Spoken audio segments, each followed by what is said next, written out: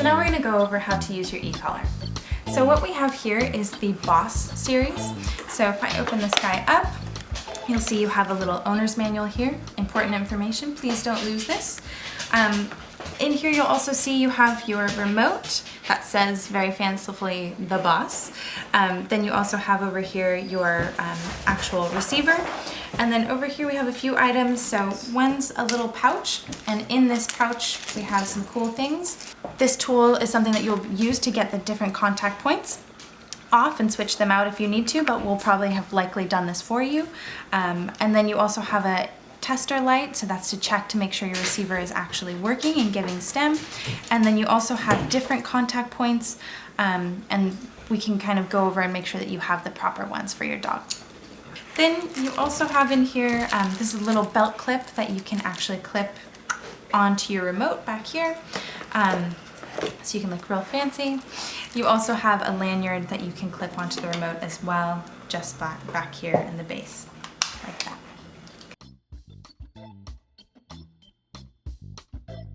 So to turn on your remote, you have in the back, you'll see there's an on, off, and light button. So what you want to do is press and hold that for a few seconds, and this will turn on. So on here you'll see that LED has lit up, and there's a little tiny blinking light at the top. The blinking light at the top is an indicator level, so when it's green, it's fully charged. It just goes straight to red after that if it's starting to die.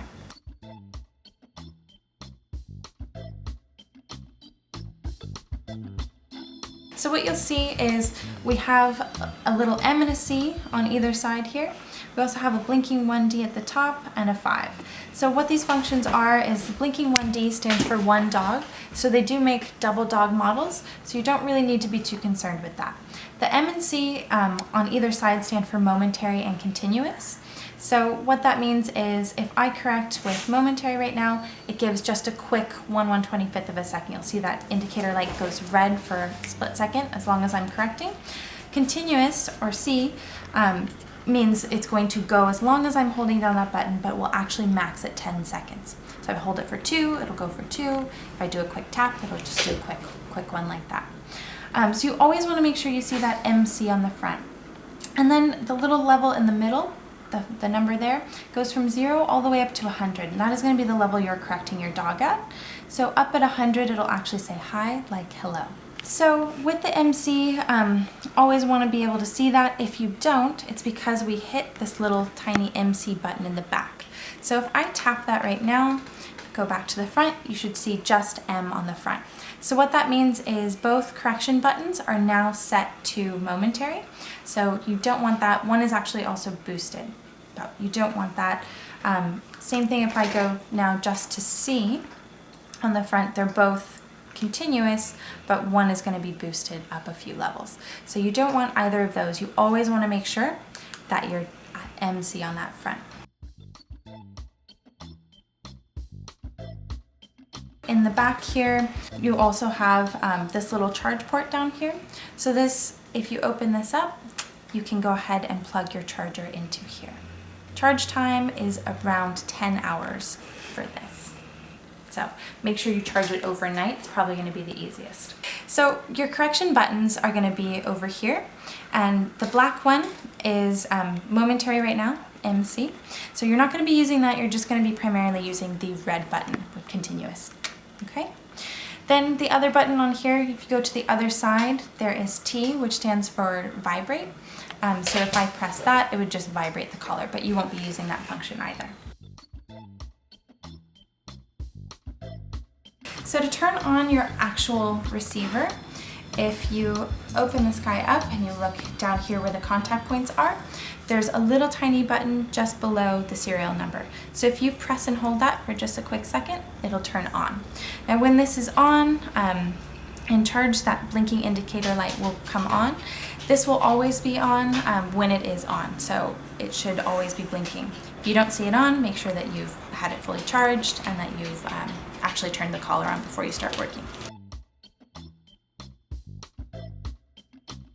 So you have two little contact points here.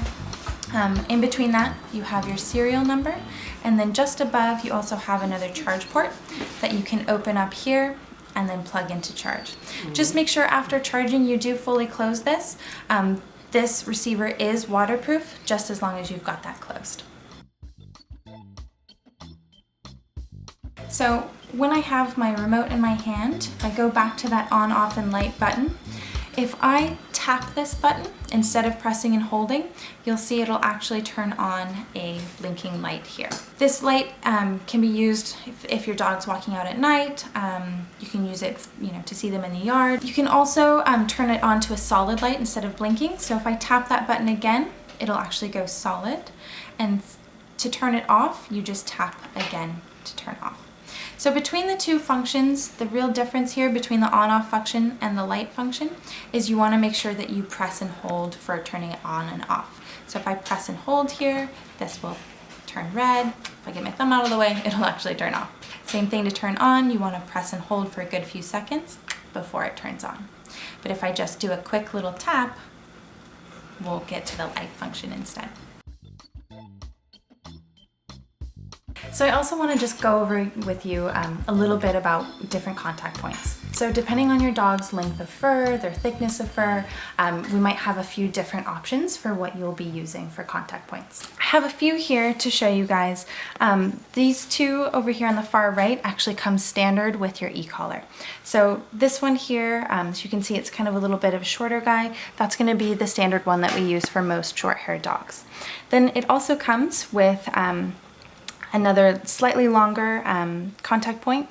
So you'll see these bits here are plastic and they have little tiny metal points at the top that go through the fur to connect to your dog's skin.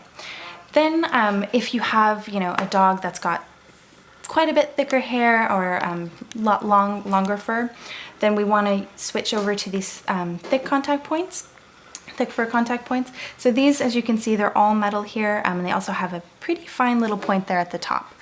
In addition to that, we also have here what is known as a comfort pad. So on the standard e-collar, you have typically 2 points that sit together that touch your dog's skin. This kind of breaks it down a little bit and has 4 different separate points that applies pressure a little differently on the dog's neck. So sometimes we use this for dogs that have sensitive skin, white fur pitties, things like that. We might decide that that's the best way for you, but we'll make sure that we have the best recommendation for you. So that's your e-collar. Remember, you always have this video to go back to for reference. You also have, of course, your manual, and we're always here if you need anything else.